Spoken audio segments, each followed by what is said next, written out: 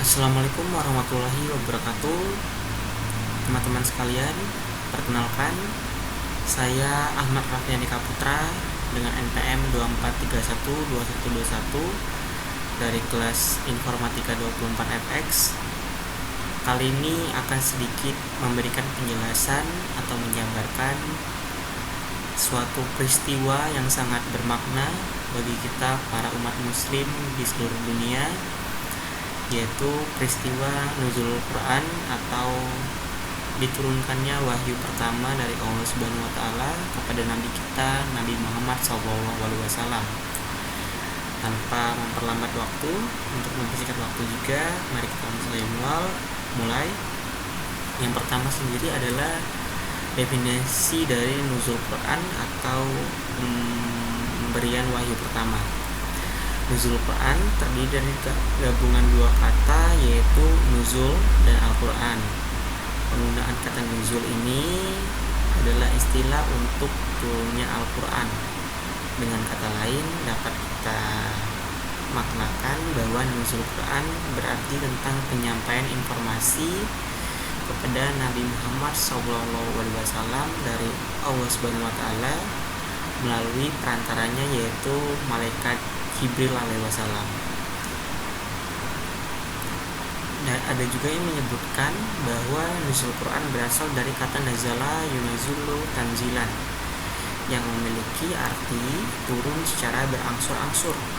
Sedangkan secara terminologi, yang dimaksud dengan nuzul Quran adalah suatu cara atau tahapan turunnya Al-Quran dari Allah Subhanahu wa taala kepada Nabi kita Muhammad SAW.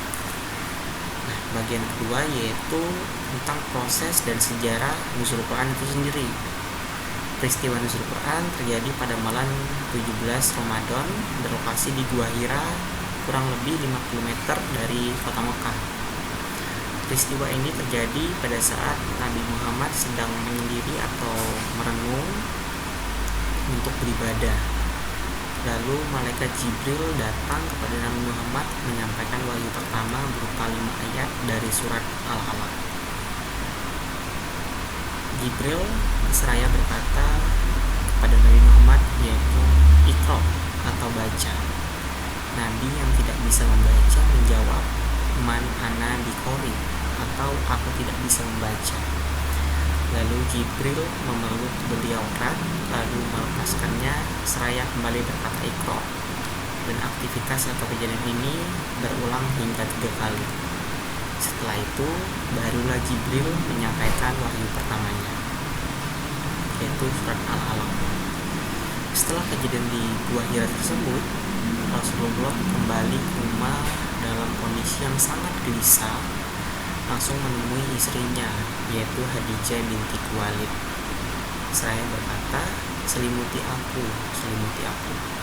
Lalu sebagai seorang istri, Khadijah lalu langsung menyelimuti Rasulullah sehingga kegelisahannya menjadi sedikit reda. Setelah itu Rasulullah menceritakan kejadian yang dialaminya di Gua Hira kepada istrinya tersebut dan menjelaskan bahwa dirinya sedang gelisah atau khawatir. Lalu Khadijah selayaknya seorang istri menenangkan seraya berkata, tidak, demi Allah, Allah tidak akan pernah menghinakanmu, karena kita tahu sendiri bahwa Nabi Muhammad selalu memuliakan kamu, membantu orang yang kesusahan. Maka dari itu Khadijah yakin bahwa Allah tidak akan menghinakan Nabi Muhammad. Setelah itu Khadijah membawa Rasulullah kepada saudaranya pemeluk agama Nasrani, sekaligus seorang yang memiliki pengetahuan tentang kitab-kitab terdahulu, dan Nabi pun menceritakan tentang hal yang dialaminya.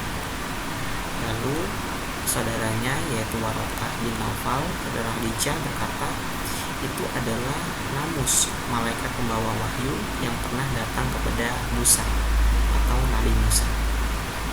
Sejarah sendiri mencatat bahwa peristiwa turunnya Al-Quran berlangsung dalam 2 tahap.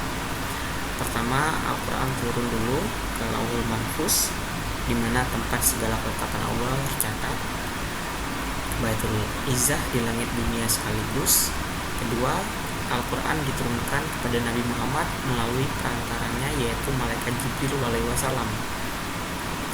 Nah, untuk turun kepada Nabi Muhammad ini juga berangsur-angsur selama 23 tahun dan dibagi menjadi dua fase. Fase pertama yaitu 13 tahun di kota Mekah dan fase kedua 10 tahun di kota Madinah. Penurunan ini bertahap seperti dijelaskan, yaitu dianggap memungkinkan Nabi Muhammad serta para pengikutnya agar lebih mudah untuk menyampaikan kepada orang lain. Selain itu, beberapa umat Islam dapat dimudahkan dalam menghafal Al-Quran, yang terbukti pada saat itu banyak sekali para penghafal Al-Quran. Nah, hingga kini seperti yang kita ketahui bersama bahwa setiap tanggal 17 Ramadan Nuzul Quran selalu diperingati oleh seluruh umat muslim di seluruh dunia. Hal ini dilakukan sebagai bentuk mengenang betapa agungnya kitab suci Al-Quran, serta untuk memotivasi diri agar lebih dekat kepada kitab tersebut. Nah, untuk poin ketiga yaitu ayat-ayat yang mengandung atau menceritakan peristiwa nuzul Quran sendiri, yaitu ada surat Ad-Dukhan ayat ketiga yang berisi inna anzalnahu fi lailatin mubarakatin inna kunna munzirin, yang artinya sesungguhnya kami menurunkannya pada suatu malam yang diberkahi dan sesungguhnya kamilah yang memberikan peringatan. Selanjutnya ada surat Al-Qadar ayat 1-5 dan surat Al-Syura ayat 193. Nah, setelah penjelasan tersebut, maka dapat disimpulkan atau diberikan makna dalam keistimewaan nuzul Quran sendiri, yaitu penting. Peristiwa ini adalah sebuah hal penting karena dapat membantu setiap umat muslim dalam memahami makna dan pelajaran di balik apa yang terjadi, baik itu peristiwa yang menyenangkan maupun yang penuh ujian. Dengan mengambil hikmah, seorang dapat memperbaiki diri, menghindari kesalahan yang sama, dan menjadi lebih bijaksana. Nah, untuk hikmah atau makna yang didapat dari peristiwa nuzul Quran sendiri, yaitu yang pertama sebagai petunjuk bagi umat manusia. Al-Quran diturunkan sebagai pedoman hidup yang membimbing manusia menuju jalan yang benar, serta dapat membuat umat Islam dapat membedakan hal yang benar dan hal buruk. Yang kedua, mendorong umat untuk terus belajar dan memahami agama. Yang ketiga, mengajarkan kesabaran dalam berdakwah. Karena Al-Quran turun secara berangsur-angsur, maka dari itu umat Islam dapat belajar dari hal tersebut, melainkan sesuai kebutuhan dan peristiwa. Hal ini menunjukkan bahwa perubahan dalam masyarakat perlu kesabaran, ketekunan, dan dilakukan dalam beberapa tahapan.